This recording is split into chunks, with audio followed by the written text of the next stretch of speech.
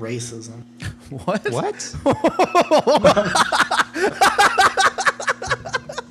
Bro, what? Do you not going to elaborate on that? Well, correct me if I'm wrong, Keanu Reeves. I mean, no, it was not. I'm making it racist. I think. Never mind.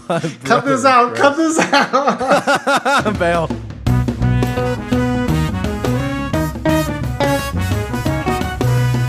Hello, everyone, and welcome to another episode of Blockbuster, where three dudes talk about movies that we like and sometimes don't like. I am Ben, host number 1. Welcome. Hello, my name is Lucas. I am host number 2. Hello, and my name is Mitch, and I am the host with the most. That's correct. Woo, snap. Lovely to have you here. Just got done with some dinner. I did. They didn't. They were playing. What game were you guys playing? What's that game called? We were playing Wordle. No, it's not Wordle. It's Connections. Categories. Connection. Connection. Categories. Sorry, New York Times. Yeah, that's like Hank Green's favorite game, and Hank Green is a fucking legend. It's a pro Hank Green podcast. It is. Anyway, a pro Hank Green podcast and a pro therapy podcast. Yeah, go to therapy. I'm gonna be going to therapy soon. I've never done it before, so I'll let you all know how it goes. Big snaps. Record the process. Also, Mitch and I aren't sick anymore. Mostly, yeah. We're feeling good. We don't sound terrible. Although I did like how my voice sounded on the last episode. I'm not gonna lie. Like, minus the coughing and sniffly, the husky, I was kind of a fan. Yeah, I was attracted to you more than I usually am. So Ben, what are we watching What did we watch this week? Well, I should ask you that same question because you're the one that suggested it. True. We watched a movie called Point Break, recommended by Mitch. The wet Keanu Reeves movie. Yeah. Yes, this week we watched Point Break. Little backstory: this is an all-time fave of mine. My dad and I used to watch it all the time. It's basically on cable television at all times. Like you could turn on a TV set right now and you will find Point Break somewhere playing currently. All right, so I'm gonna get into this.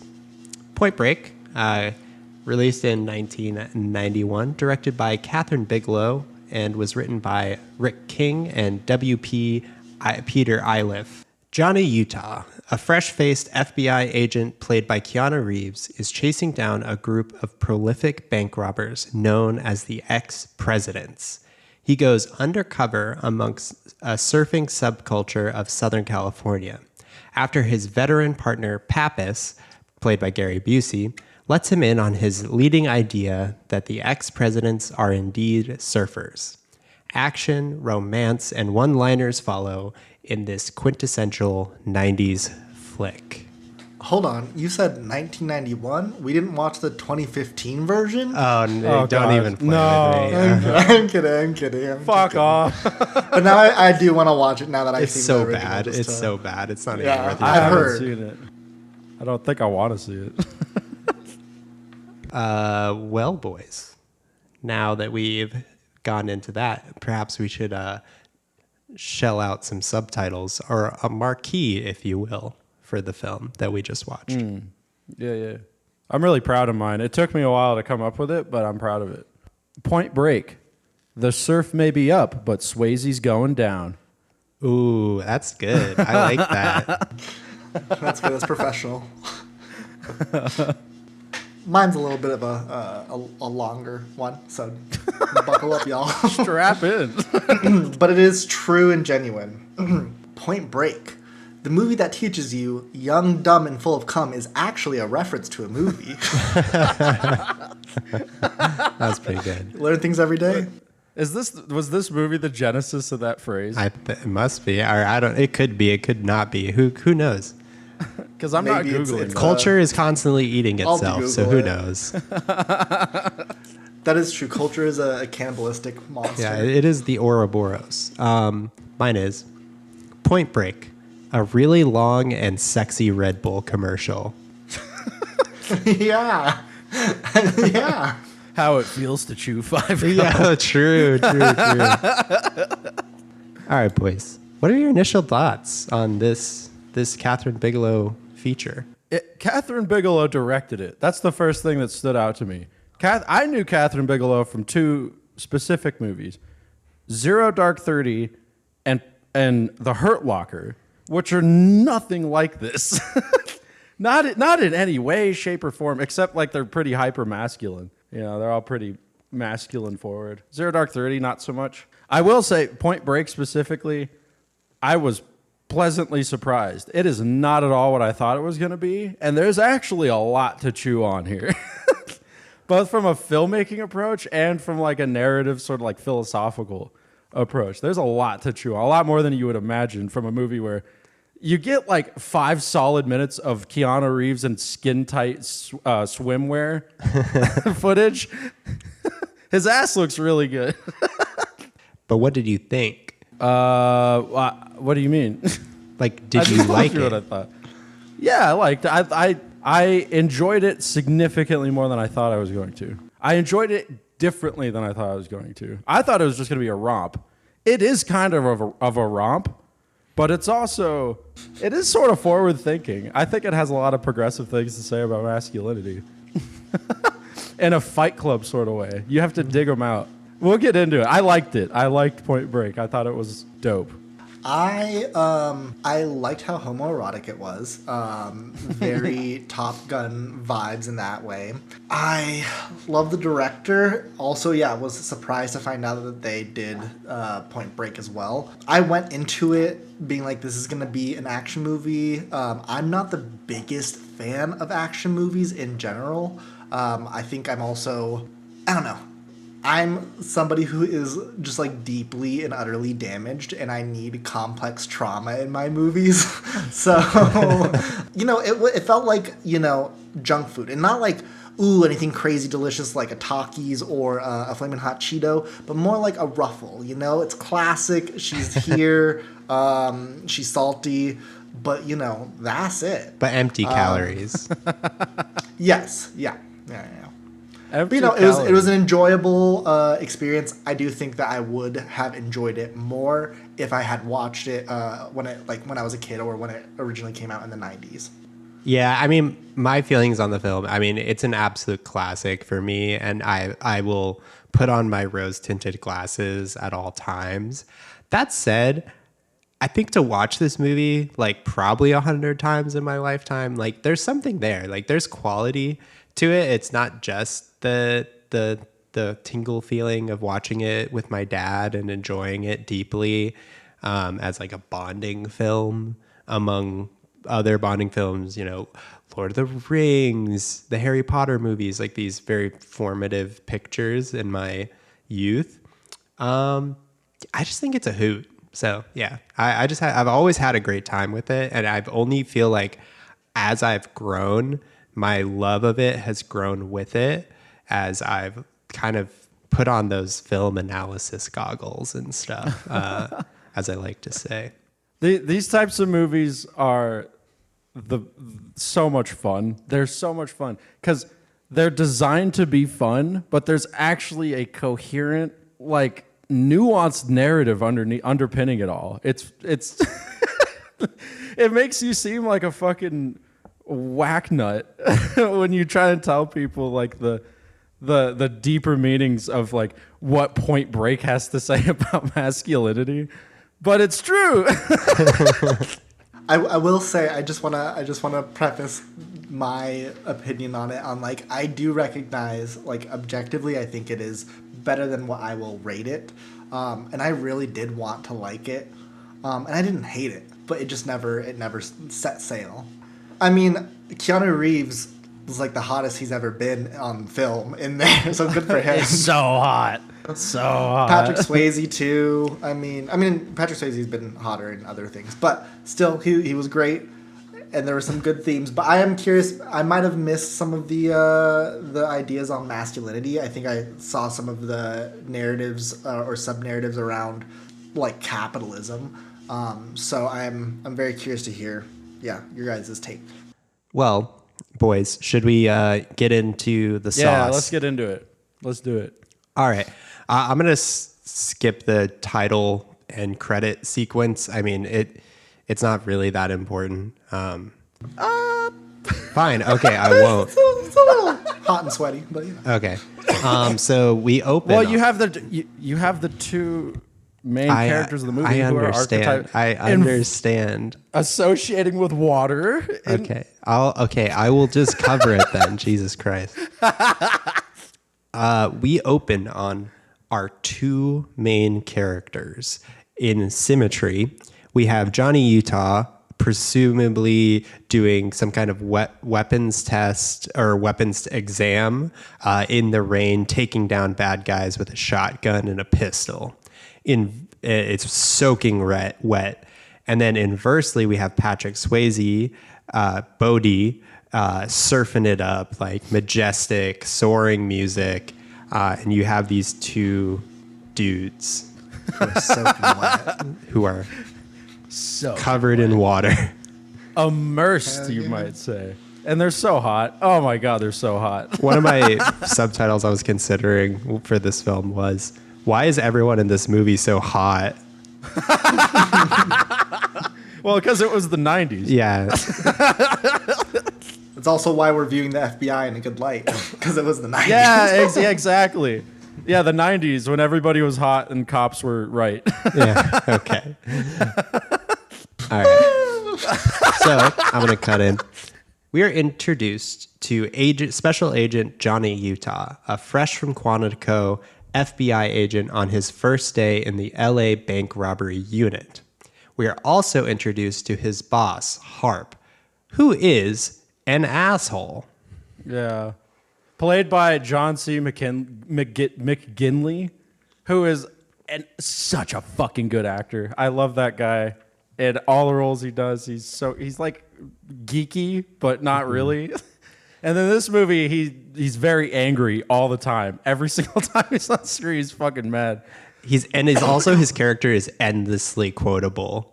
Like, this movie is endlessly quotable, but he especially is endlessly quotable. We must just have an asshole shortage here. Keanu Reeves bites donut. Not so far. Perfect. This movie is a script. Like, you can see the script through everything. It's very, you feel the writer there. But I mean, it's hard not to, because it's a movie about bank robbing surfers. Also, I felt like I knew what I was going to get into when I heard Johnny Utah. And it's like, okay, so we're not even trying here, are we? This is such a kick-ass name. We meet his partner, an FBI veteran, Pappas. Both him and Harp think Johnny's a little green, a blue flame special, if you will. Which Gary, young, dumb, and full of cum.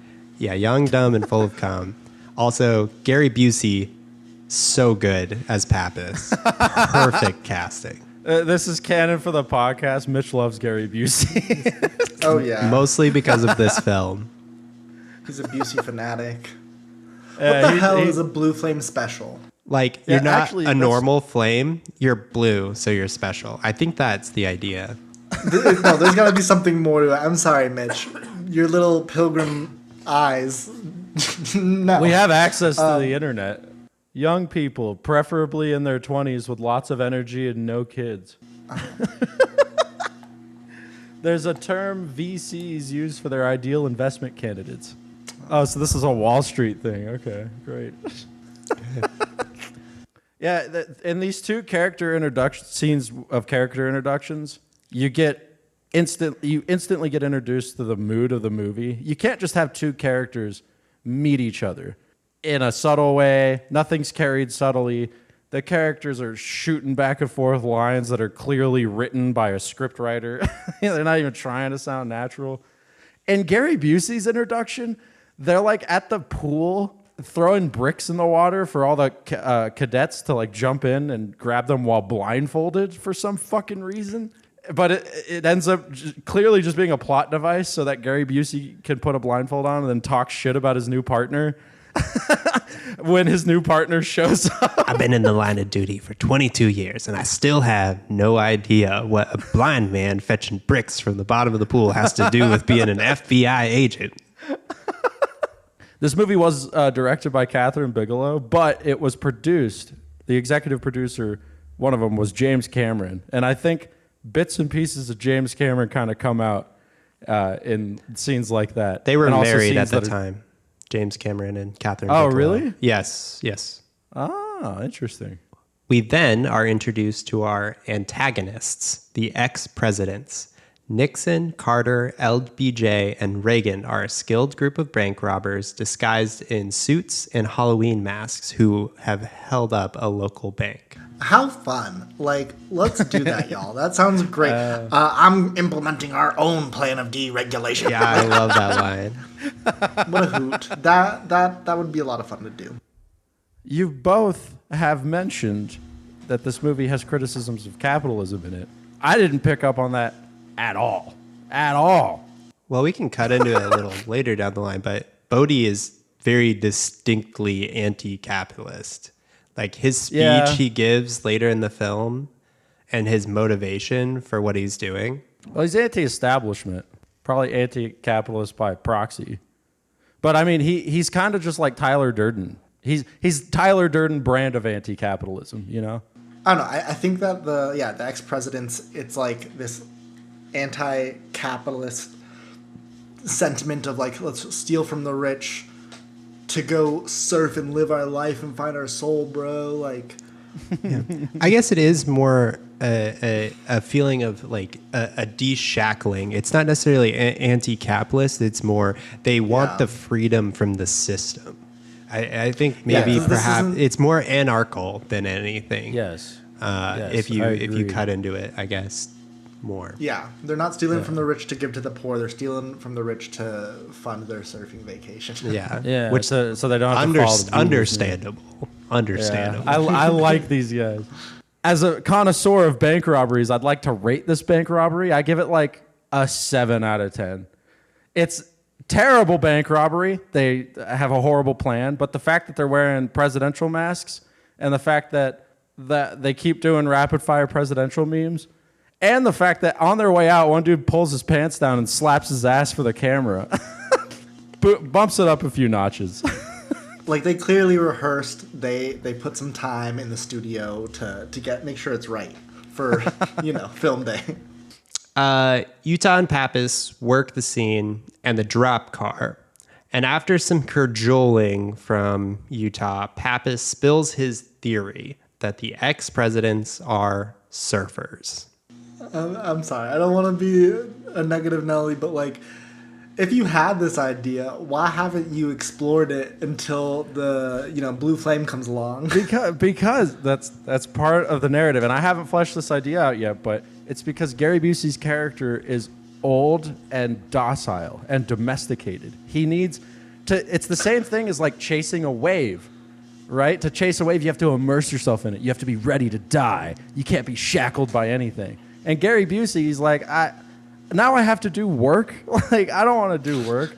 Meanwhile, fucking Johnny Utah's like, yeah, man, we're going to fucking catch these guys. I'm going to do literally everything in my power to catch these guys. Yeah. That's why Gary Busey. Yeah, he lights the fire under his ass in that scene at the drop car when he's like, I guess you should just retire then and get some rent-a-cop night security job. Like Pappas is not respected in the office, which is why he's been paired with Utah in the first place. So, he was pursuing it. The other cops make fun of him for this theory. Fair, valid. Johnny will go undercover as a surfer to hopefully get some intel.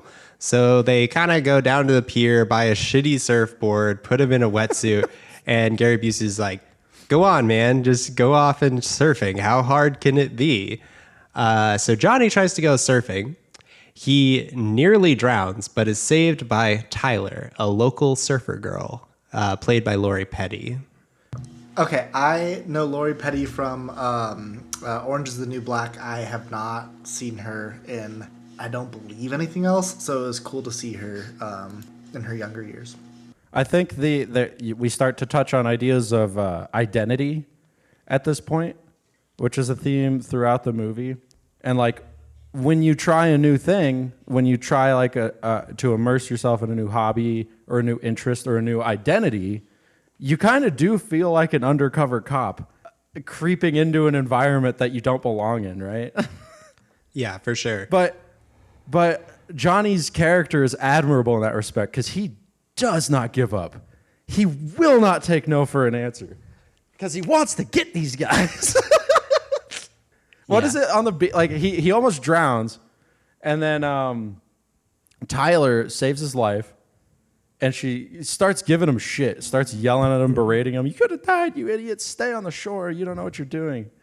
And then he coughs up some water, and he says, "Hey, my name's Johnny." And then she's like, "Who cares?" Johnny sees a possible inn and gets her license plate number. The information... Oh, that's why he was doing it. I thought he was just oogling at her, changing clothes. I think he was. I think that's just the 90s. They were like, yeah, he looks over to see, the license plate. Let's do a 20-minute clip of him looking at this woman changing. I was just like, oh my God. This does nothing. There are many moments like this in stakeouts and in scenes where Johnny is like looking for his job and the male gaze comes back. This is not very Portrait of a Lady on Fire approved. Well, it's interesting because this movie was directed by a woman, so I don't know how that plays into the equation. It's clearly it's the male gaze, right? But there's also a lot of homoeroticism going on, and I don't know. There's a lot to unpack there. Yeah. Johnny gets her license plate number. The information basically gives Johnny her whole background, and he learns that her parents died in a plane crash. So his plan is to use that information to earn her trust, which is fucked up. Very fucked up. Like, that's also being undercover. Yes, like, that's also part of the job for him. To lie to people. Also notable that he did, drop his cover immediately when he was drowning and let her know that his real biblical name is Johnny Utah. Thank you for saying that again. That bothered me so much throughout this. I'm like, you're giving your government name. Later, there's a scene where everybody recognizes him. And they're like, oh, yeah. I'm like, this dude is fucking cooked, bro. Nope. Good thing Google isn't around. I think it's intentional that Johnny Utah's fucking horrible at his job. Yeah, I mean, luckily, the ex-presidents don't seem super, this is pretty early internet times, so it's not like the ex-presidents have the information machine in their pocket to be like, oh yeah, who was that college football player? What did he, what look up his whole but bio. The cops do. Yeah. Because the cops have that computer where they pull up literally every detail on Tyler's life. Yeah. Like, oh, her parents died in a fucking... Yeah. I do think that Keanu Reeves' bad acting definitely adds to this character.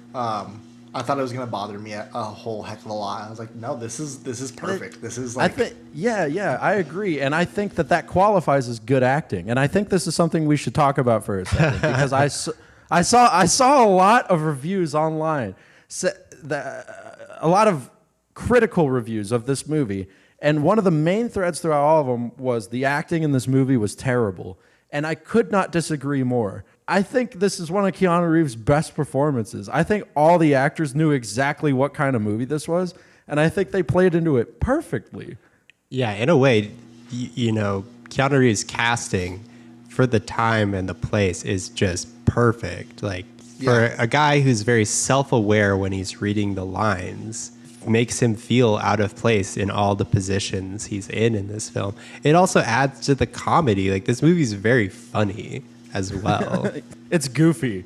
Yeah, if I had to use one word to goofy. describe this movie, I'd say it's goofy. It is definitely goofy, and yeah, it's his best acted movie. I think. I don't know, that seems a little harsh, but that's okay. I'm sure he's Well, been in other he things was that good his in The acting's Matrix. better. Yeah, I don't know. Acting. John Wick is not. Constantine. Speed. Acting is a difficult art. It's a marrying of like your own personal, like the cards you were dealt in your looks, your charisma, the way you sound, all that kind of stuff, And the script. and marrying that to a script and the idea that the director has for the entire movie and how you fit in with all the other pieces of the movie, not just the other actors, but like the props and shit.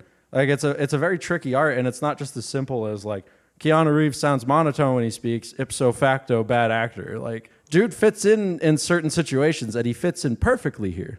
I just think he does not have a wide range, and some actors kind of show up as themselves or as a character, or like as a character, and that character is hard to take out of other roles. And so I don't know. I feel like anytime I see him on the screen, it's like the same. It's Keanu Reeves. Yeah. Yeah. Johnny visits Tyler at work. He convinced her to give him a surfing lesson by inventing a backstory about his parents' death. Also, pretty fucked up. Yeah. And she is so hostile to the idea of him surfing. She's really funny in this role, too, because she doesn't take Johnny seriously, because no one should take Johnny seriously. Also, like, I don't know if it's me not understanding like the surf culture, because I am not a surfer and I grew up nowhere near water. But like, is surfing this gate kept thing? Like, I know that all communities have their own amount of gatekeeping, but like, to me, I thought surfing was something that's very accessible since it's an outdoor activity. Like, sure, the in crowd could be very exclusive, but people like be like, oh, this person's just trying to learn out. Like, heck yeah, man, like you'll get good one day. It can be. I mean, also, I think the 90s much more probably prejudiced and more localized. I mean, I think a lot of those action sports are like that. Like skate parks, if you're not like in the in group, they can feel very hostile. At different groups for sure, but I think surfing, it being, the necessity of the location, I think matters in a way, because it's like these are my waves. Like I come here to surf, and you're just don't know what you're doing. You're fucking around. You're ruining my experience. So I don't know. I think it makes sense, but I've only been surfing a couple of times, but it can't. I think it makes sense comparative to other action sports cultures I've witnessed. Okay. We get a cute surfing lesson montage of Johnny and Tyler just having fun in the water, splashing around. Johnny catches his first Terrible wave. ADR. Yeah, I mean that's par for all the surfing scenes. There's overdubbing of the conversations. It's bad. It's also very funny. Yeah, it adds to the charm. It's one of those things that adds. After the surfing lesson, we are introduced to Bodhi via a sensual surfing montage. There's a lot of montages in this movie. Tyler says they call him Bodhi, the Bodhisattva, which if you're not aware what a Bodhisattva is, it's a Buddhist term, and it is an individual who has made a vow to attain enlightenment. Yeah, I found that out in my research for this film. I think that's cool. Lucas has no thoughts. He's just smiling, Lucas, nodding his head. No, it's just, yeah, I don't know.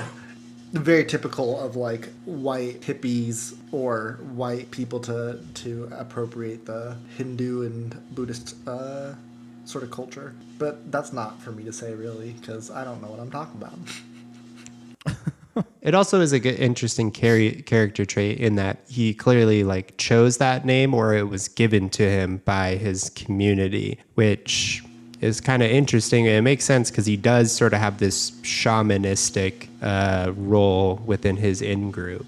Very cult leadery vibes. And He does seem like a cult leader, yeah. I am truly curious, not to like spoil things ahead, who knew at this point the things that will be revealed.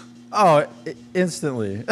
Instantly. Okay, yeah. Okay, good. Yeah, instantly. I can't. was So like, yeah, I instantly. can't have any perspective on that because of how much I've seen this movie. Like I couldn't Fair. tell you the first time I saw this movie whether I was probably like 8 or something. child. It's impossible for me to remember, but it is pretty obvious how he's presented. Just to make a comment about that, because it's brought up a lot about like, did you know that this was going to happen, or I knew this was going to happen. I don't think that ever affects the quality of a movie. I think oftentimes you could tell what's going to happen in a movie and it's still good. I mean, I've had movies, some of my favorite movies, spoiled for me that I still liked after I saw them, after they were spoiled.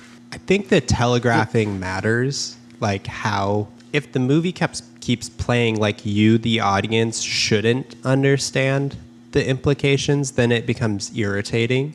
But if it That's a good point. But if it comes in in a way where you're like, if you found out, great. If not, that's okay. Both are possible abilities, like allowing the audience to approach the discoveries at their own pace and at their own ability. That's kind of how I feel about them. Yeah. Like, even if the audience does know the thing, because they're supposed to know or they could possibly know, usually there's a nice little payoff about, like, the person in the movie who doesn't know finding out eventually. But if there is no payoff, and all along it seemed like we were supposed to have a payoff there, it feels like a letdown. To be fair, Johnny is from Johnny's perspective, this would be a very normal interaction. Like, he doesn't have all the cinematic cues showing him the importance of Bodhi, right? Like, it makes sense that Johnny doesn't know at this point that this group of people is the ex-presidents. Correct. Until I think the football scene, he should have at least had some semblance of a hint. Okay. Well, that leads us into the next scene. Somehow, Utah gets roped into a beach football game, like full tackle. Things get a little heated as Johnny tackles Bodhi into the waves, and all his goons roll up and be like, "Hey, man, isn't that a little out of line? Leave my dad alone." Hey. But this is all subdued as Bodhi lets them know that he recognizes Johnny from his college football days. Yeah, Johnny used to be a star quarterback For Ohio State. Also funny that these surfer guys are apparently as up on college football enough to remember a specific bowl game from a few years ago. Maybe Johnny was just that good. Maybe he was just that good at football. He left an impression. Honestly, coming from a non-sports person, I really hope this is true in the case. But what was the director's name? Kathryn Bigelow. Yeah. What if they're just all guys know sports. They'll know him. That makes sense. Because to me, I was like, yep, that's believable. That's believable right there. I wrote a note for this scene. There's more long blonde hair here than there is in the entire country of Sweden. It's close. It's close, for sure. Also, there was a decision somebody made to light the scene with whatever lights they had behind the camera, but all the practicals, they're surrounded by trucks with their headlights on, and they're all practicals in the shot. It looks dope. I think it looks dope. Yeah, I mean, obviously, it gives you an explanation, right, of how you're seeing any of this bullshit, which inversely the night surfing scenes don't quite have. They are clearly shot during the day with a filter on, but that's okay. Moonlight. Hey, in those night surfing scenes, they did also pull their cars up to the beach and have their lights on, so that's how you can see Mitch. But I mean, there's a thread along the journey of this movie that Johnny's interactions with Bodhi are a sort of psychedelic experience. Yeah.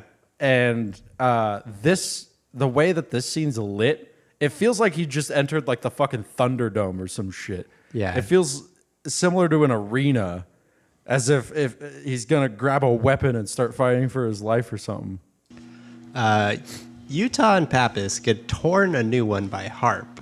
I would just like to mention that this is probably the best police chief chewing out their subordinate scene I've ever seen in my life. It's great. And Utah does not know how to read a room. Either that or he just loves pissing Harp off. Because after getting torn a new one, he's like, do you guys got anything interesting to say for yourselves? And Johnny's like, I caught my first tube today. With the surf, like he is in a tank top with the surfboard at work. Yeah. And I think this is where we tenuously start associating with my favorite theme in the movie, where it kind of ties into the same themes that Fight Club was working with. This idea of like where your resistance to the like system should go. Oftentimes, Keanu Reeves or Johnny Utah's character in this movie is portrayed as pushing the boundaries and grating with the system in a productive way. He still gets his shit done. He still upholds the law. You know, I mean, it's the 90s. That we still had positive attitudes about law enforcement. But he still like seeks justice. He still has a good moral compass from the attitude of the movie, right? And the big dramatic question that we'll get to is like, how far do you push it? Where do you break the wave? Like, where's the wave break? Do you just keep going? Do you get greedy? How far do you take it? Like, are you willing to like sacrifice your life for this sort of thing? And that's what the character of Bodhi is. Bodhi pushes the boundaries the whole way. He pushes against the establishment to an unhealthy degree. And it manifests as a toxic masculinity. It's fascinating. Johnny Utah is a very masculine character. I wouldn't describe him as toxically masculine, though. I think his masculinity is deployed in a productive way. He also feels a little unformed. He also feels a little unformed, like clay. I'm sorry. I will have to disagree with that because he is sleeping with somebody, or he eventually does sleep with somebody while he's undercover, based off of the lie that his parents also died. It's a little toxic. It's a little toxic. I'm not gonna lie. You know, actually, yeah. You know what? Fuck you. You're right. I hate it. Just the perks of the jobs, bro. It was all part of the job. It was all part of the job. Yeah. But I mean, I'm sure you could come up with a interpretation. It might take me a little longer than the time I have right now. I'm already keeping us from moving on, but like maybe Utah follows the establishment too much. I that's brought up at certain points. He's a lot. I read an article that somebody wrote about this. I'll have to find the article to source it, but that it ended with the phrase, Johnny Utah loses his badge but gains a soul. And the idea of Johnny not having a soul and finding it through this gang of bank robbing fucking surfers is present throughout the whole movie. See, that's what I was picking up on. Less of the like, you know, good masculinity versus toxic masculinity, but more of the like, Keanu in this scene is battling with who's the real Keanu? The Keanu that's a good little FBI pup, or the Keanu that's free and, you know, surfing the waves, bruh, and like true to himself and catching a vibe. Yeah. Johnny and Pappas do some investigative analysis to figure out which beach the ex-presidents surf, which involved them getting hair samples from random dudes on the beach. Pretty funny. Every character in this movie is a caricature. The scientist they bring the samples to wears a fucking bow tie. But Johnny's character kind of doesn't gel with that as much because he's like this easygoing dude who doesn't like the establishment, doesn't like the system, but he's a cop. They discover that the ex-presidents are locals to a specific beach, and we get the Point Break title drop here. Hey! And so Utah tries to go surfing there at Point Break and ends up getting in a fight with some local goons led by a guy named Warchild. Stupid name. Stupid. Another example of someone having a chosen name in this community, or rather a given name from a community. He is saved from this jumping by Bodhi in a fight. They have a tussle with the local goons. Bodhi has more kicks than a shoe store. Yeah, holy smokes. Yeah, he does some really some good fighting. This is another thing about 90s filmmaking, the stuff I grew up consuming. Like, growing up, I thought I was going to have to deal with, like, fighting and quicksand a lot more often. Like, this is a classic 90s fight scene. I love it. It was a great one. Like, 800 punches and, like, nothing. No impact at all. It takes on 4 dudes. Funny cameo. One of the goons is the lead singer of the Red Hot Chili Peppers. Yeah, Anthony Kiedis. No, really? Yeah, he's the one with the like kind of weird like shaved sides with the braids and stuff. He gives him like a funny face. He's the one who later shoots himself in the face or shoots himself in the foot.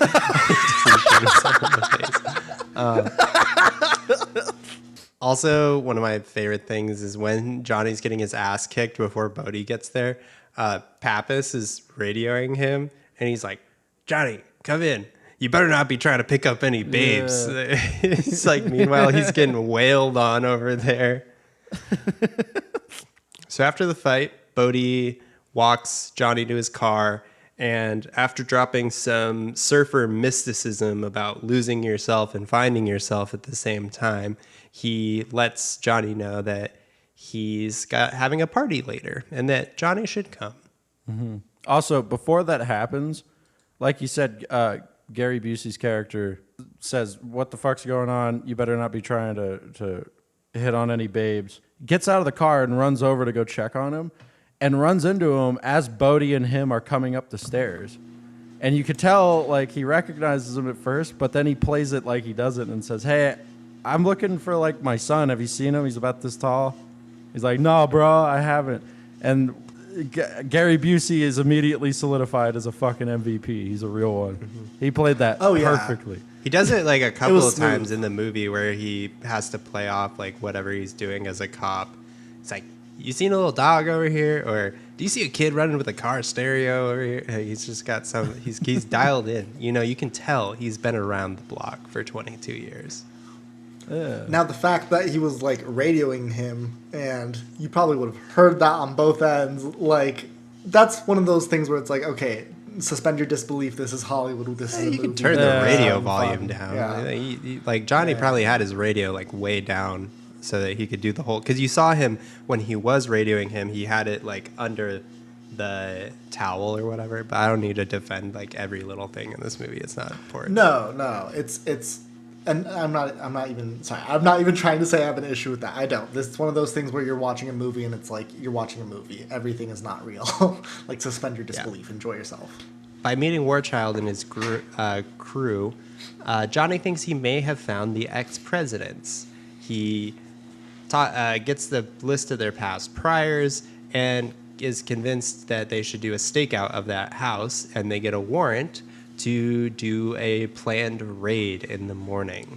Also, those guys drive like total assles. Like, understand? Well, they're just terrible people. Yeah, they're truly terrible Nazis. People. Yeah, he does. Yeah, Bodhi does say that they're Nazis. You also see a Reich war flag on their wall during the scene of the raid. They're overtly fucking Nazis. They would have for sure been arrested just for that driving. Just for that driving alone. Cut to Bodhi's party. Jimi Hendrix plays. There's fire breathing, sexy tequila shots. It's a vibe. I can't let this go. The way that Bodhi just, like, essentially out of nowhere just like, "Yo, I've been in that. Enjoy." It's true. Nasty. He's like, y'all heteros are nasty.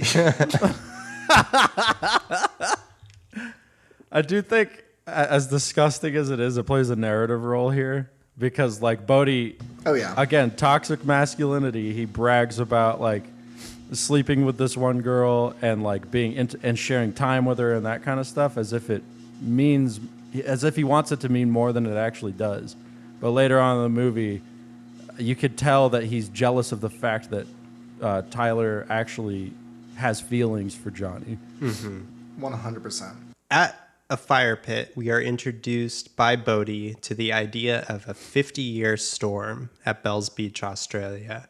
Basically, a giant storm system that comes twice a century that will create the largest surf known to man, and that he wants to be there when it happens. The ultimate ride that's worth the ultimate price. He says even it's not tragic to die doing what you love. Yeah, he says he wants to. It's like, that's how I want to die. And another detail I like in this scene is they're all talking like that. All the surfers are talking like that. Oh, I ride or die, man. I'd love to die out there in the waves. I'm not going to live to see 30, bro. And then Tyler's like, okay, that's enough testosterone for me, and gets up and leaves. It's like, yeah, that is Come on, dumb. Tyler. Again, that's dumb masculinity. This idea of like dying for glory, and it comes up later. This movie's saying something. Which kind of ties into our next scene. Utah and Tyler talk back in the house. She says that she is worried that Johnny will be seduced by the dangerous world that Bodhi inhabits. She says, "You got the kamikaze look, Johnny, and Bodhi can smell it a mile away." I think it's an important point she brings up. It brings back to the film that Johnny is vulnerable to someone like Bodhi. Like, there's like more than the sort of sexual tension he has with Bodhi. There's very much this philosophical and seduction going on as well, where Bodhi's enticing him into this lifestyle, this thrill seeker, dangerous, ride or die lifestyle, and Utah is kind of built for it, as it turns out. This happens later in the movie, but I think it matters now. And we'll touch on it when we get to it later. But Bodhi brings up the idea that he says it explicitly. He says, he brings up the defensive theory of masculinity. That masculinity, or how he describes it, displaying strength and not showing weakness or fear, serves the same purpose as the rattle on a rattlesnake. It is a way to avoid conflict and attain peace by intimidating people, by showing strength and not showing fear. You avoid conflict. He mentions that. And it's a very toxic way of interpreting masculinity, this idea that you have to show strength and you can't show weakness so that people won't fuck with you. To me, that's the core philosophy of Bodhi, and that's the thing that is alluring to Johnny. I don't know. Well, it's also wrapped up in, I think it ties in well to the idea of like, if no one's gonna fuck with you, like you're free. I think that's like part of the ride, the freedom, not being fucked with, but that's all wrapped up in this masculine idea of right. But it also, the problem with that is if nobody fucks with you, then you can't be intimate with anyone. If you never show vulnerability or show weakness, you can never let anybody close enough to love them, which is an idea that I think the movie would agree with. The delineating factor between these two men is their ability to share intimacy with a woman. One is able to because they're able to show weakness and vulnerability, to try something that they're not good at and stick with it like Johnny does in the beginning, and be drawn to somebody who's good at that, to show that vulnerability, to like, oh, I want to be like you. I want to aspire to be like you, versus Bodhi, who doesn't do any of that shit. He doesn't show any weakness. I think the movie's opinion is that that's not a good thing. And, well, I mean, it all comes to a precipice at the end, but we're introduced to that idea right here. That idea that like Bodhi is willing to wager everything to be free. Mm-hmm. And Johnny likes that. He's attracted to it, wants to embody it, but he has limits. He has boundaries. Healthy boundaries. I also think there's like this idea around the lack of self-validation that Bodhi gets from being in tune with his emotions, understanding himself and being vulnerable with others, is the validation he gets from other men that he like essentially recruits into this philosophy of chasing the wave at all costs. Yeah. And so then true connection is replaced with admiration, is replaced with, I don't know, hierarchy. being a cult leader. Yeah. Yes. I think you hit the nail on the head there.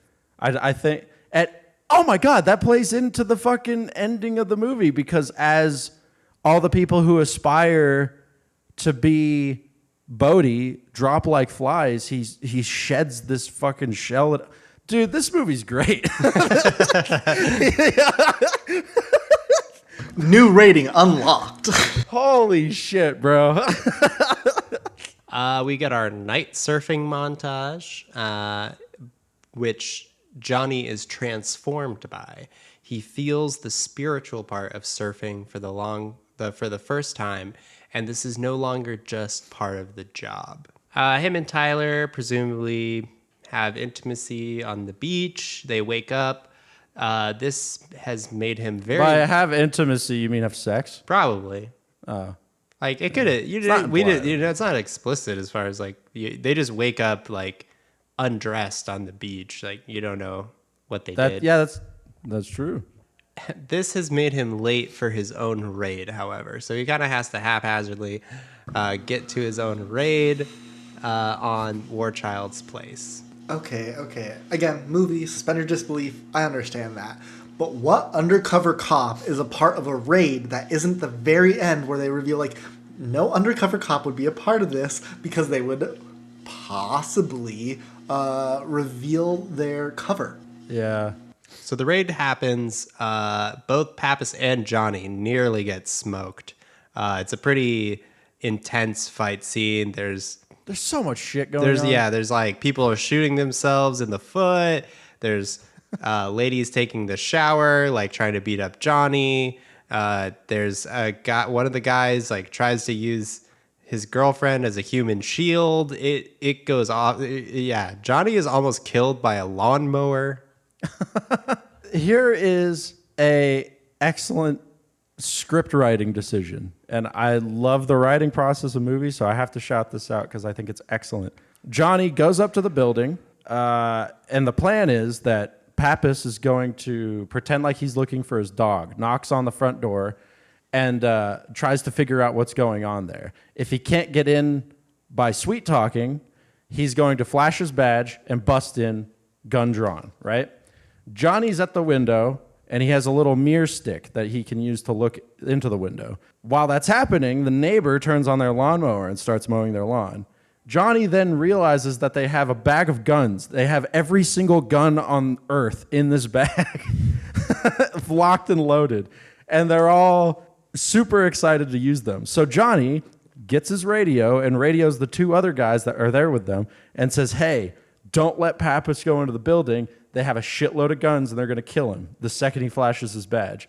But the lawnmower drowns out the radio. Brilliant. That's brilliant. That's fucking genius. It's the one thing that you should always do, the number one rule in a script is increase the conflict. Increase conflict. Make more problems. Give people problems to deal with. And that's such a simple way to do that. He can't get his message to these guys because there's a fucking lawnmower. So now they have to have the shoot. It's brilliant. It's fucking brilliant. Yeah, and they both almost die because of said lawnmower. Yeah, Johnny twice because he gets shot at a bunch of times, and that dude tries to push his head into it. Yeah. It is then revealed that the DEA was already working these guys, and they couldn't have been the ex-presidents because they were out of town during the one of the bank robberies. Two things. One, the DEA agent played by Tom Sizemore is named Agent Dietz, and I wrote Dietz nuts. Two, fuck the DEA. It's a criminal organization. Utah and Tyler laying in bed, and they're rudely interrupted by their nice morning cuddle by Bodhi to go surfing. Utah slowly realizes that his surfing pals are the ones he's been hunting the whole time. Because he's seen those butt cheeks before. Yeah. Way too late, dude. Like, come on. Catch up.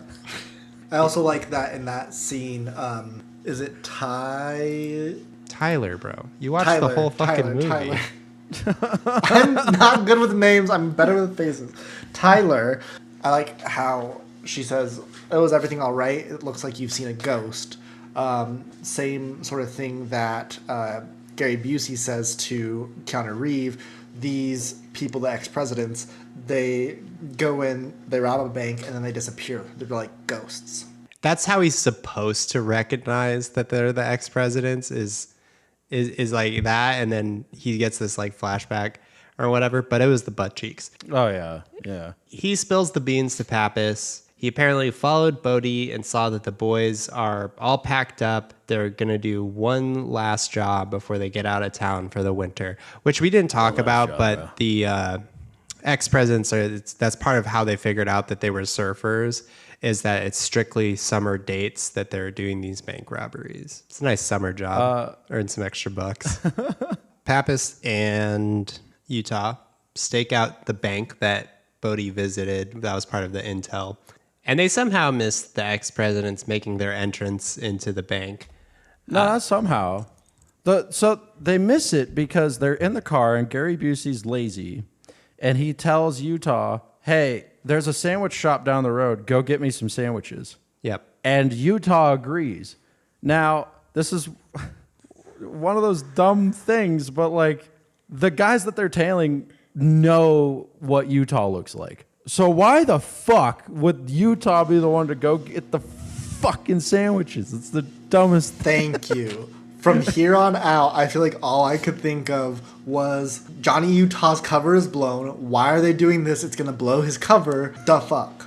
They miss them entering, but then Johnny sees the car like squeal out, and Johnny pulls out his gun and asks them to freeze. He shoots at them. We get a car chase followed by an intense foot chase as Johnny chases Ronald Reagan, presumably Bodhi, which ends as Johnny injures his knee jumping down an embankment. He has an opportunity to shoot Bodhi, but he just can't do it. He frustratedly empties his clip in the air, yelling. It's the scene. It's iconic. I'd never seen this movie before yesterday, and I have seen that scene. That scene it's dope. Several times. Yeah. It's in referenced. Reno 911. It's also, it's referenced so much. So many times. Hot Fuzz talks about that scene. Like, yeah. Andy Samberg, what show is he in? The cop show? Oh, Brooklyn Nine-Nine. Thank you. That too. Yeah, it's fucking brilliant. It's basically, the millennial Akira slide. Like, it's just... I mean, just like Bodhi is chasing the waves and doesn't actually want to like. This movie in a way is about. What?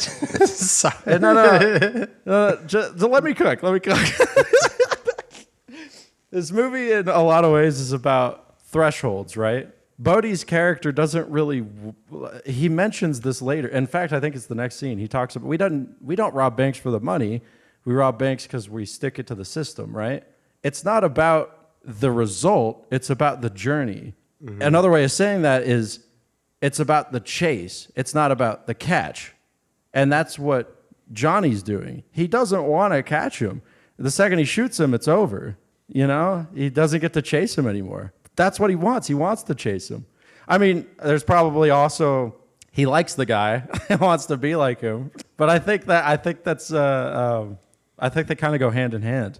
So Pappas is pissed at Utah for letting Bodhi get away. He knows that he didn't miss all the shots. He clearly let him go.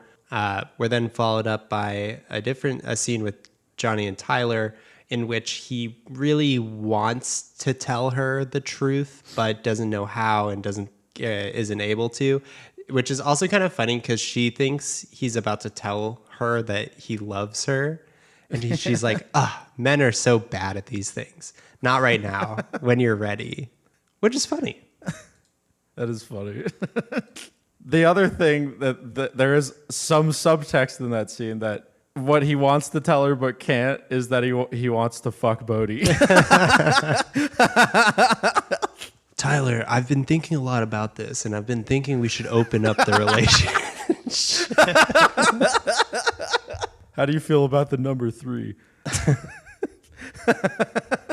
Bodhi and the ex-presidents have their campfire debrief. Bodhi drops some philosophy that brought them to this line of criminality, and that he has a plan for Johnny. A lot of talk about him being as a sort. It's illusions of grandeur in a lot of ways, seeing themselves as this source of inspiration for the plebeians who have day jobs. Yeah, the Tyler Durden speech. Yeah, it's not, again, stealing from the rich and giving to the poor. It's stealing from the rich to party on, bro. We're going to break the rules. We're going to stick it to the man. We don't need to do anything for the establishment, bro. The logical conclusion to that, if you keep living like that and take it to its full extent and crest that wave, it's self-destruction. Tyler finds Johnny's badge and confronts him about his lies. Very upset. She storms off. She shoots his pillow. Oh, yeah. She does. I felt she does that shoot hurt. the pillow. I felt it. It does. It is a cool bit of filmmaking. Like that previous scene ends with Bodhi saying he has a plan for Johnny, and we're introduced to the following scene with a silhouette of a gun, presumably being pointed at Johnny. It is, but it's Tyler. It's a subversion of your expectation, which is pretty clever. Like good filmmaking. Clap, clap, Kathryn Bigelow. Yeah. I was fucking taken aback. I was like, whoa! I bet you lied about your parents. And he did. He did. The surfer boys swing by for an unwanted visit. A surprise skydiving trip. So in this, they get into the plane, right? And we have that scene where they talk about the parachutes, which is fantastic. Johnny is clearly a little suspicious. No, like everyone in this room knows that each other know, but there's all this kind of sexual tension. I was going to say murky way to approach this. And so Johnny's a little apprehensive about jumping out of a plane, sure that they've packed his chute to make his death look like an accident, right? And then this sort of trading of parachutes keeps happening. And they're like, nah, you don't want this one, brah. Bodhi's chutes only open up like 40% of the time. And they keep swapping. And until Johnny is just over it. And he's like, are we going to jump or jerk off here? Because at this point, like, he knows, like, either I'm going to die on this parachute or what, I'm screwed. So they just jump. Well, I mean, Johnny says, should I trust the chute that you packed for me? And Bodhi says, it doesn't. If you want, we can switch, and then hands him his chute. And I think that was intentional, because I think what Bodhi is trying to do is reach Johnny on a spiritual level and get him to accept his death. Taking him on this trip, this skydiving thing, is about putting him in a precarious position to then introduce the next scene, which is his insurance policy. Basically, I think he's trying to see if Johnny's still down for the ride, regardless of everything. I mean, I get why Bodhi wanted to do this, but why does Johnny Utah, knowing that his cover is blown, go and do this? I don't know. Yeah. Arrest them. Just arrest them. This makes no sense. Like, from a functional standpoint, there's no reason for them to do it first, right? I'm going to let you in on a little secret. They wanted to shoot a skydiving scene. I know. Yes. My suspicions have been correct. It felt so out of place. It felt like that scene where they were watching Tyler change. It was like, this does not need to be in here. I don't think so. I think the movie deserves a little bit more dignity than that. Because look, if this movie had played out the way I expected it to, just a romp, then yeah, I would agree with you. But it's been saying shit up until this point. It has a point. It has a lot to say about masculinity, the relationship between people you admire and people that you're attracted to. It has a lot of really nuanced things to say. For a scene to just come out of nowhere because they wanted to shoot a skydiving scene? I was saying it more as a meme. Header. I think it also sets up the second skydiving scene better. I think if this scene wasn't in it, the second skydiving scene would feel like a bridge too far. But I do think it plays into how Bodhi manipulates Johnny well. Tyler literally says, he'll take you to the edge if you let him. Giggity. And he takes him to the he takes him to the edge in the plane. He said, "God damn it!" Yeah, right in the plane. In the back of the plane. He'll take you to the edge and past it, right? And jumping out of that plane is a very literal representation of the metaphorical jumping over the edge. Absolutely. I totally agree with that. But my question is, what's the purpose? Mitch, tell me if you are the resident Point Break expert, but I feel like it was to show like their genuine, I don't know, care for each other, or like Bodhi's desire to get Johnny into the fold and to like not give up hope on this person who, I don't know, even though Bodhi wasn't truly vulnerable, was somewhat vulnerable with Johnny and had this connection with Johnny and kind of wanted to be like, I know that you're a Fed, but like maybe we can run off together and Bonnie and Clyde it, you know? I think that's a reasonable assumption or analysis of it. I do want to move off this so we can clip along for the rest. So after the skydiving adventure, Bodhi pulls him into a van and shows him a video showing that he has had their other goon, who's kind of a tertiary goon, kidnap Tyler and threaten to kill her. This is his insurance policy so that they can get their one last job done. If Bodhi isn't in a certain time at a certain time at a certain place there, then Tyler dies. And so this forces Johnny to roll with the punches because he loves Tyler and will do anything to save her. Bank job, the final bank job where Johnny is there, gets messy. They go off script going for the vault. They rob a bank with Johnny in tow, right? And at the beginning, Pappas is talking about the bank robbery. He's given Johnny the rundown. He mentions that they never go for the vault. They never get greedy, right? So it's established right there that there's a threshold that competent bank robbers don't cross. You don't go over the vault because it's implied that bad things will happen. But in this scene, they're all robbing the bank as they normally do. And then Bodhi gets up on the desk and says, now we're going to go for the vault this time. And everybody else is like, oh, should we really do that? And he says, no, we should. And this is after he gives his speech about defensive masculinity that we talked about earlier, that showing strength and not showing weakness is how you avoid conflict. Push it, like you said, he's bringing himself to the edge. He's finding the barrier and seeing how close he can get to it, you know? And he's doing it so he can like display strength because it makes him feel invincible and it makes other people think that he's invincible and that he's this like demigod type character. But this is where it starts to go wrong. His hubris. Yeah. An off-duty cop pulls a gun, shoots Gromit, Bodhi, and Johnny. Bodhi shoots the cop, Gromit dies, and Bodhi knocks out Johnny and has to deal with the repercussions of the bank heist he was just accomlicing to. Basically, Harp comes in after they're kind of debriefing the scene, rips Johnny and Pappas a new one, and Pappas kind of finds a way to weasel taking Johnny in, don't bring him in the regular cop car. Let's give him some dignity. I'll bring him in myself. This pisses off Harp, and Gary Busey punches out Harp. Hell yeah. With some funny one-liners thrown in. The ex-presidents, the boys, they are packing up at the airport to get out of Dodge. Utah delays them as Pappas sneaks up from behind. Unfortunately, one of the ex-presidents, Roach, gets the jump on Pappas. They shoot each other. Pappas then smokes Nathaniel. Roach smokes... Crack shot. Yeah. Roach smokes Pappas. Big sad. So in this scene, people are getting hurt, people are dying, people are getting shot. There's only like one ex-president left besides Bodhi, and he's got a gunshot wound in his guts. It's rough, and it's clearly affecting Bodhi.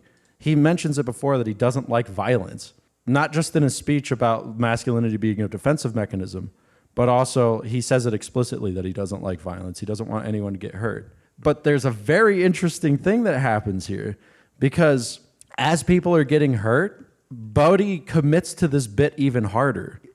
He's commits to this plan of like, we're going to get in this plane, we're going to jump out of it, we're going to fucking run away in the desert, we're going to run from the law for the rest of our lives. And it's perfect because it harkens back to what he was saying before, that he doesn't want to show weakness. He will not give up, but he won't do it in a toxic way. He won't give up in admitting defeat. He's going to keep pushing and pushing and pushing and just make things worse for himself because he thinks that's what strength is. Bodhi drags Johnny at gunpoint to the plane. Is this the same plane that he jerked him off in? God damn. Hell yeah. Over the Mexican desert, Bodhi and a damn near dead roach leave Johnny stranded on the plane. Johnny, a reasonable person, jumps after them without a parachute. They bounce without giving the go-ahead to the dude on the ground who is Tyler, and this pisses off Johnny enough to jump out of the plane without a parachute with a gun. And my interpretation of this is the movie showing Johnny deploying his masculinity in a non-toxic way. Deploying his masculinity when he's vulnerable in order to save somebody else that he cares about. Well, because like up to a certain until Tyler was kidnapped, this was about him catching the bad guys. And when someone he loved was threatened, it no longer became about him anymore. This whole relationship with the bros has changed, and now it's about the person he loves versus himself. So skydiving fight ensues. Yes, as wild as that sounds, skydiving fight ensues. Johnny manages to catch up to Bodhi in the air, holds a gun to his head, and he's like, pull the chute. So they eventually pull the chute and have a rough ass landing, to which Bodhi says, God damn, you're one radical son of a bitch. Also, before Bodhi jumped out of the plane, he said, I know you want me so bad, it's like acid in your mouth. So fucking homoerotic. Rosie in a Jeep releases Tyler as Bodhi escapes to find a dead roach, and they hightail it out there. Roach going out like a boss, bleeding out in the desert. Very masculine way to die. That's how I want to go. It's like deserts and like snowy embankments. That's the two places you're like where you're supposed to bleed out. The eternal masculine fantasy. Yeah, exactly. Me and Kira have had this discussion about this. Like the feminine version of it is walking into the sea. We had talked about walking into the sea is the way to go. I digress. Sometime later, Utah finds Bodhi at Bell's Beach for the 50-year storm. Interesting thing Surprise. I notice is that now Utah has long hair. His hair's grown out, and Bodhi has short hair, and it kind of shows the reversal of philosophy. Bodhi has, once the tranquil surfer bro, has now become the single-minded person, but hell-bent on a quest. Whereas Johnny has learned to let go, his hair grows out, and he has found tranquility. Mm-hmm. The other thing, which ties into what Lucas said earlier, Bodhi no longer has his crew of subordinates gassing him up, and he no longer has this, what he considered his community, validating all his opinions. And as he's lost them, he's lost his identity, which is, manifests as his short hair now. With more rain, also the symmetry between the opening scene where there's rain and waves, the two previously separated characters are together. They have some dialogue about how things went bad, real bad, and fisticuffs happen. And during the brawl, Johnny managed to handcuff himself to Bodhi, trapping him, ensnaring him. In a final plea, Bodhi asks to let him have this one last wave out in the massive storm. Johnny undoes the handcuffs, letting Bodhi go, knowing that he will choose to die for the ultimate ride. And Johnny chucks his badge, pan up, credits. He chucks his badge because he knows he's going to get fired. He's not good at his job. The last line of the movie, though, that as he uncuffs Bodhi and lets him out on the waves, the cops run up and say, "You let him go." And Johnny says, "No, I didn't." Mm-hmm. Because he knows that Bodhi is going to die out there. He knows that Bodhi's philosophy is self-destructive and has been leading to this point the whole time. Bodhi thinks he's setting himself free. The cops think he's setting himself free, but Johnny's learned that he's actually imprisoned himself to his fate. Fucking brilliant, bro. Other thing that's kind of interesting, Johnny, I saw this in a video essay, but basically the thing about the scene being Johnny has been fighting against the system in his own way throughout the film, and his interpretations of justice. And when he puts his badge down and lets Bodhi go, he's serving justice in his own way, no longer fighting the system, but finding his own justice in his own capacity, in a way he feels is fit. Yeah, I like that ending. Like, don't be a cop. Follow your passion and what makes you happy. So, I'm excited to see little Johnny Utah's, surf shop on Santa Barbara Boulevard or whatever the hell.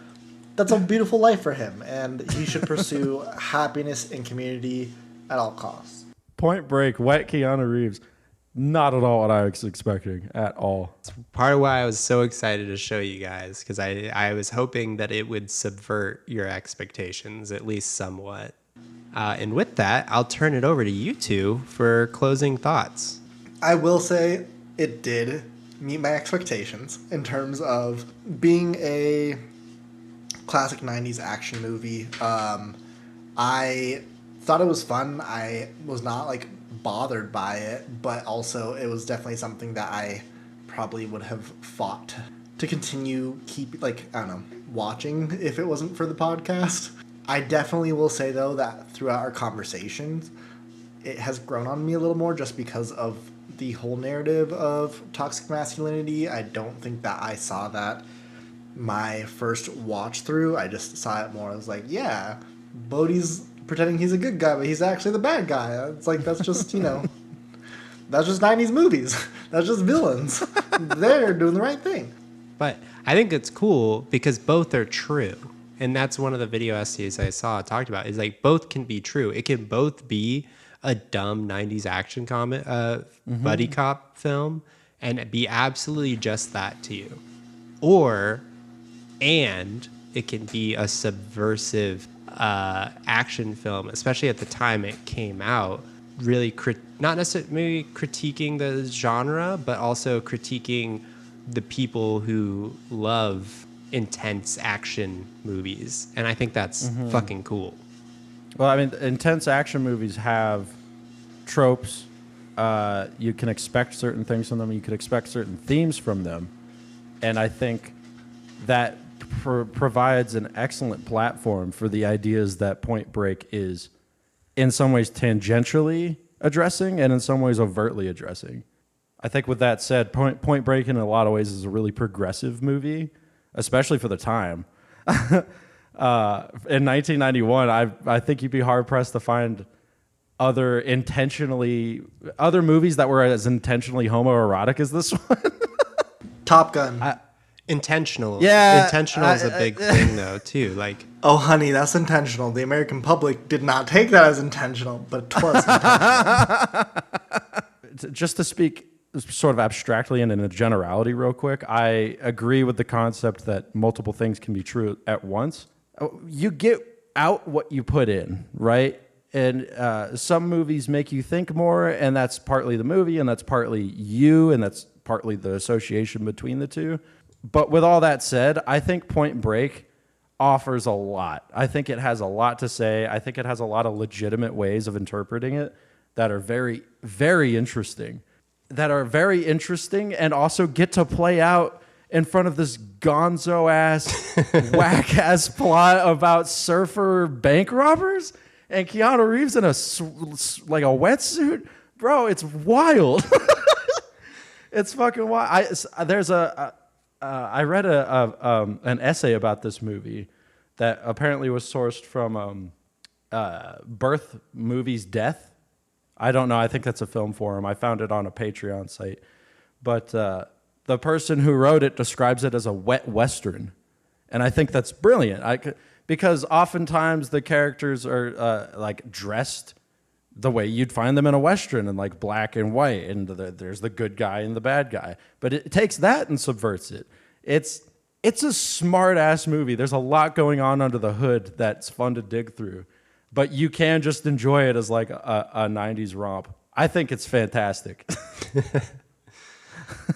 I won't gild the lily any more than is necessary. I think y'all already know I love this movie. It's one of my all-time faves. So I'm not going to really waste any time, which will bring us to final ratings, or initial ratings, really. Yeah. For Lucas and I, it's initial. Mitch is like, it'll change. Don't worry. I don't care. It'll grow on you. Sure. Yeah. I think this kind of also harkens back to how are we rating these things. Of course, everything is subjective to my own perspective and lived experience and whatnot. I think objectively, this movie would get like a 7. Personally, it would get a 5. After our discussion together about toxic masculinity, it has earned a personal 6 from me. Hey, That's solid. I'll take it. I will give this movie a strong 7 to a light 8. That's where I'm sitting with it. It's amazing, but it's also kind of, if it was a dish, it would taste really good, but it would be way too sweet. It's panda orange chicken. Yeah. It's goddamn panda orange chicken. The baby. I love it, orange but I chicken. know it's bad for me. That's that Those sugar abs chicken. are bad for you, boy. It should be an 8. There can be 10s. It's not a 10. It's not a 10. I love this movie. I understand that I'm incredibly biased on it, and I'll never not love this movie, and God forgive me for loving it. But it's a 9 out of 10 for me, boys. I love this movie. It's so good. Yeah. It is good. It's fan. I really enjoyed watching this. I also really enjoyed talking about it. Watch Point Break. Have yourself a good ass night. Well, I think I'll hand the reins back to Ben for the closing segments. There's a segment that we like to do where we, for the movie that was chosen, we scour the internet, scour the high seas for the most unhinged movie review we can find, and then share them with each other. I'll be honest, I couldn't find a lot of good ones.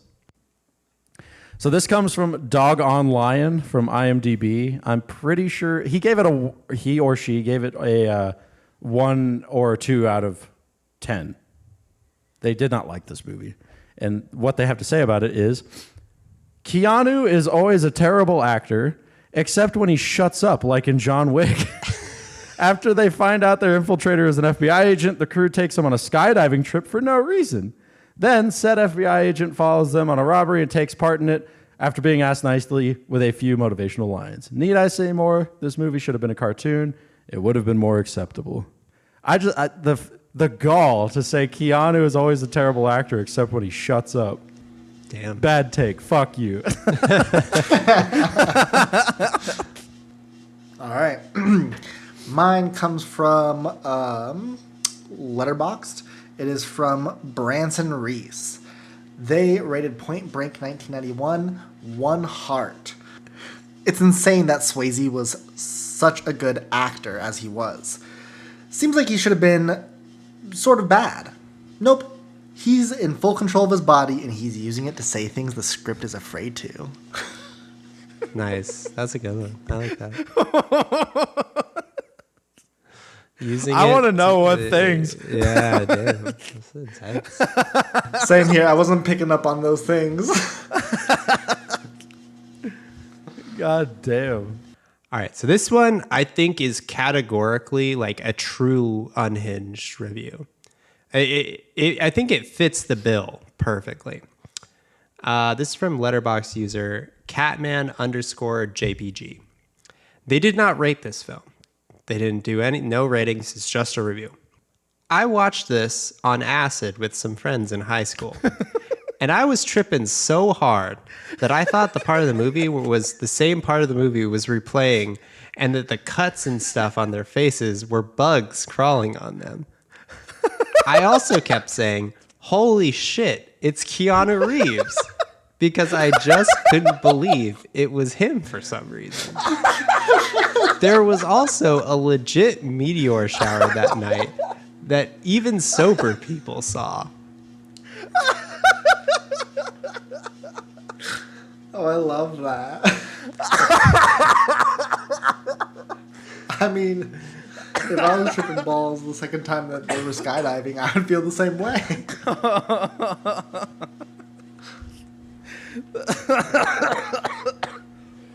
There was a fucking meteor shower that's sober people. Yeah, that's my favorite part. It's so good. Who wrote that?